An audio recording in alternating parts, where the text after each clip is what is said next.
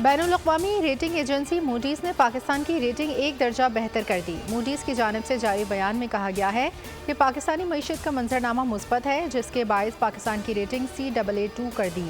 Moody's کا کہنا ہے پاکستان کے ڈیفالٹ رسک میں کمی بھی ریٹنگ بہتر ہونے کا سبب ہے۔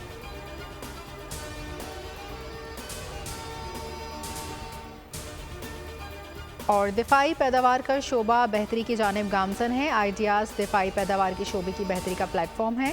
وفاقی وزیر پیداوار جام کمال کا اسلام آباد آئیڈیاز 2024 کی سافٹ لانچنگ تقریب سے خطاب۔ کہا دفاعی پیداوار کا شعبہ مقامی ضروریات کو پورا کر رہا ہے۔ پاکستان کی مسلح افواج دنیا کی بہترین افواج میں سے ایک ہے۔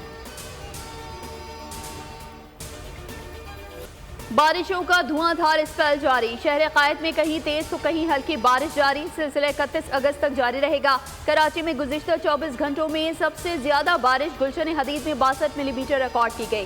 محکمہ موسمیات کے مطابق کراچی میں 200 ملی میٹر تک بارش متوقع ہے۔ بارش برسانے والا سسٹم شہر قائد سے 280 کلومیٹر کے فاصلے پر 10 سے 15 کلومیٹر فی گھنٹہ کی رفتار سے بڑھ رہا ہے۔ کل تک سسٹم شہر کے جنوب کی جانب قریب ہو جائے گا۔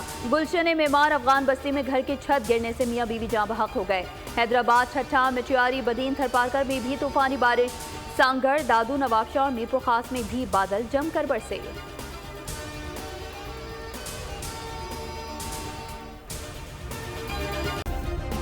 سبسکرائب کریں اور بیل دبائیں تاکہ کوئی خبر رہ نہ جائے۔